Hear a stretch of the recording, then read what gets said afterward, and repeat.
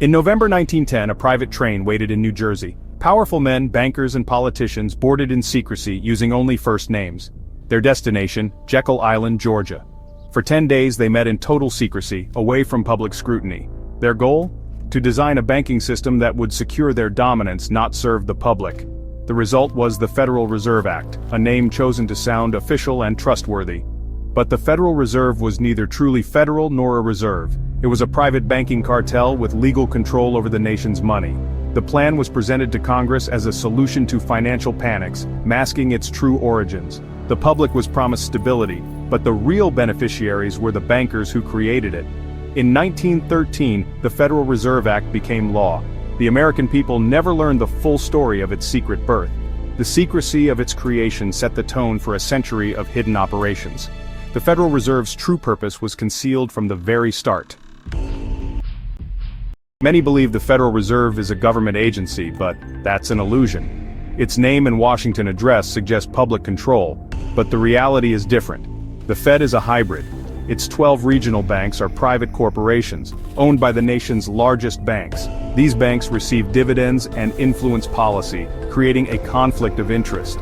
The Fed's supposed independence shields it from democratic oversight.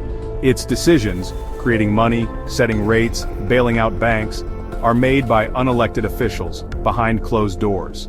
The Federal Reserve is a private cartel with government power, serving its owners above the public. It's not a government agency for the people, but a banking club with control over the nation's money. Picture the banking system as a casino. Banks gamble with your deposits, lending out most of your money under fractional reserve banking. They make risky bets, knowing the Federal Reserve will bail them out if they lose.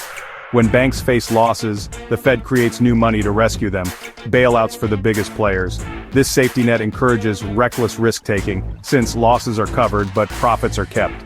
For ordinary people and small businesses, there's no such protection. Bad bets mean bankruptcy or foreclosure.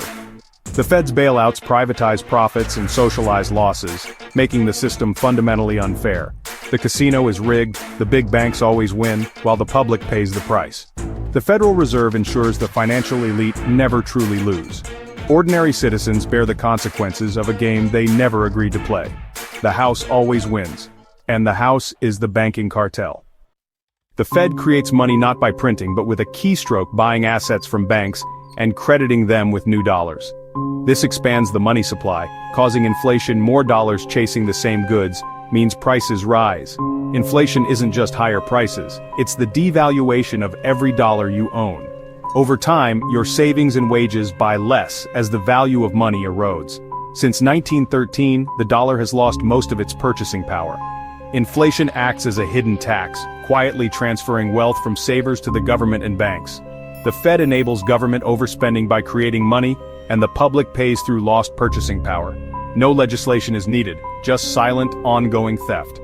The system is designed to benefit those who control the money supply.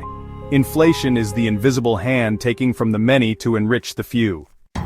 The U.S. national debt is staggering, much of it owed to the Federal Reserve. The government borrows by issuing bonds, the Fed creates new money to buy them.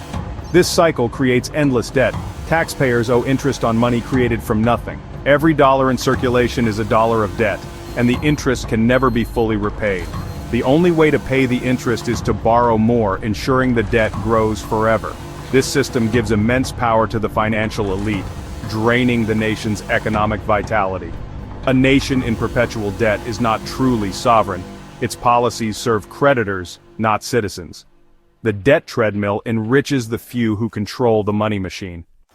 The Fed's influence is global. The US dollar is the world's reserve currency, so Fed policies affect every nation. When the Fed creates dollars, it exports inflation worldwide, eroding the value of foreign reserves. This exorbitant privilege lets the US finance deficits by creating currency others need. But it also makes the world economy fragile. Crises in the US quickly become global. The Fed was meant to provide stability, but has it? The dollar has lost value, and wealth has concentrated at the top. The system serves its creators, not the public. Real reform means challenging the need for a secretive central bank. Alternatives, sound money, currency competition, or decentralized systems, could restore fairness and accountability. The question isn't if we can change the system, but if we have the courage to try.